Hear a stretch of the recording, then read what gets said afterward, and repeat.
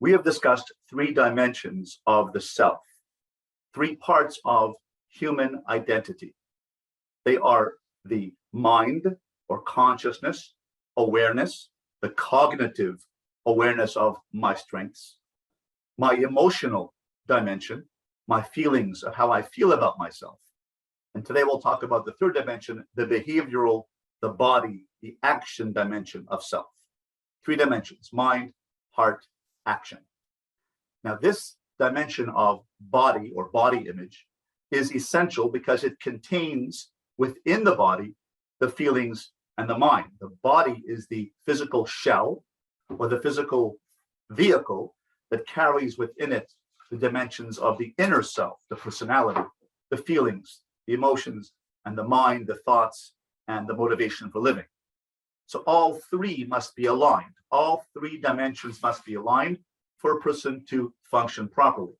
If the mind is thinking one way and the feelings are another way, then don't do it. For example, if the mind says she's perfect for me, but my heart says no, then don't act on it because they're not aligned.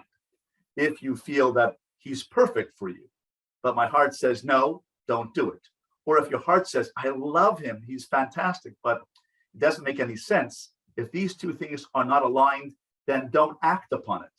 All three dimensions of self must be aligned in order for a person to function correctly and to make a healthy decision. So too with the job. If it makes sense in your mind, but you don't feel it in your gut, then don't do it. If you feel it in your gut, but it doesn't make any sense because it's too complicated, then don't do it. The mind, the feelings, and the actions must be aligned for a person to make a healthy, successful, solid decision. Part of the body is, of course, the body image. So we have to look at ourselves in the mirror, and sometimes we don't like what we see. The problem is that we don't like what we see because it doesn't conform to the societal norms, so to speak. Now, that has nothing to do with reality. With reality, if I feel good about myself, that even if I'm large, if I feel like my personality is contributing to society, even if I'm a large guy, then I can still feel comfortable in my own skin. So here is a key.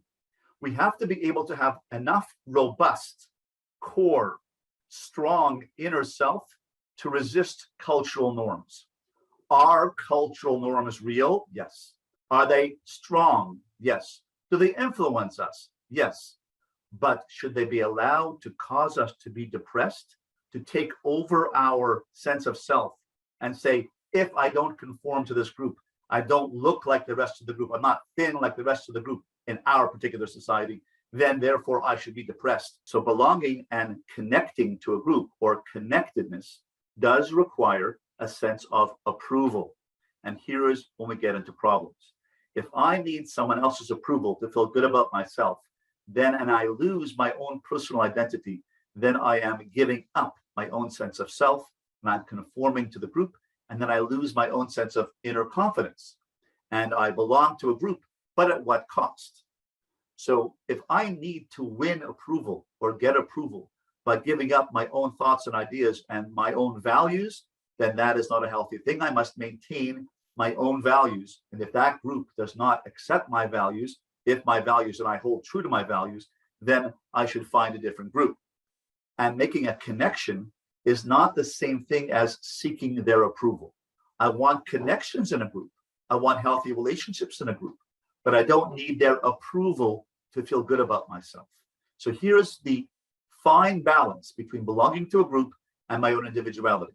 I want connections, I want relationships, but at the same time, I want to develop and maintain my own individuality, my own thoughts and ideas, and make a contribution to that group. If my belonging to a group is at the mercy of other people, and I become dependent and codependent on their approval, then I have to be aware and conscious that I'm giving up my sense of self to become approved by the group. And when I get to the area of saying I am not good enough unless I am part of this group and accepted by the group, if the group's norms are not healthy, then I have to ask myself, let me pull back.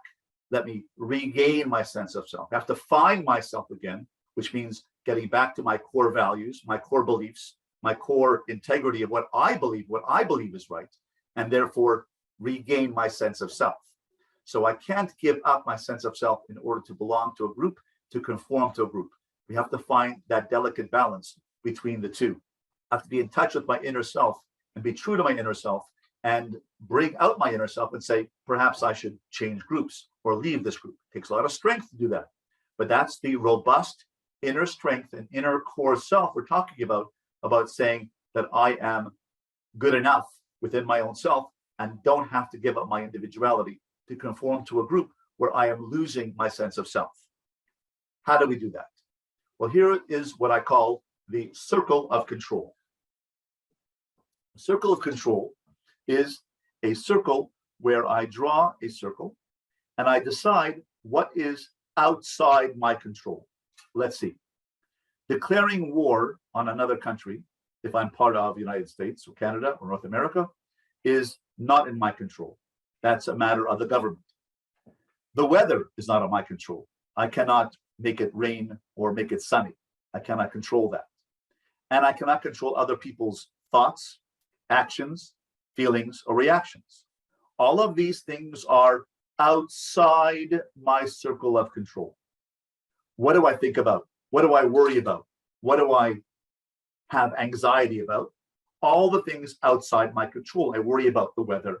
I worry about our country going to war or being in a third world war, God forbid. I worry about whether people are thinking about me or saying about me, or what the group is saying about me. Do they accept me or not? Do they like me or not? Do they feel I am part of the group or not? Am I rejected or not? Am I wearing the right clothes or not? Is my fashion with it or not? Do I have enough money to meet the needs of this socioeconomic class that I like to aspire to? So therefore, these things are outside my control. And if I try to give up my individuality here, in order to conform to the things which are outside my control, then I'm losing my sense of self. Then I gain a sense of belonging at what cost? I gain a sense of connectedness, but at what cost? I'm giving up my own sense of being good enough for myself and saying I need to change myself for the group. So here is a very crucial point. How do I maintain my own sense of self? How do I leave this world of conformity to things outside my control? I do what is inside my control. Inside the circle of control, I can control not what's outside the circle, but what is inside the circle. What's inside the circle of control? My feelings, my words, my actions, and my reactions. This is what I can control.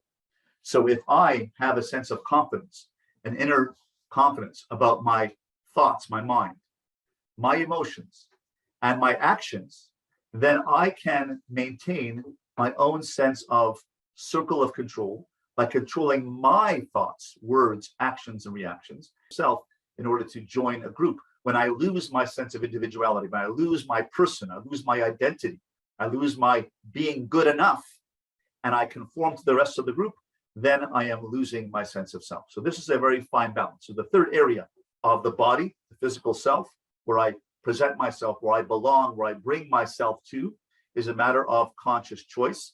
And I have to maintain my sense of my thoughts, my feelings, and my actions, and then bring myself to a place where I can maintain my individuality, my uniqueness, and contribute to the group without losing my sense of self.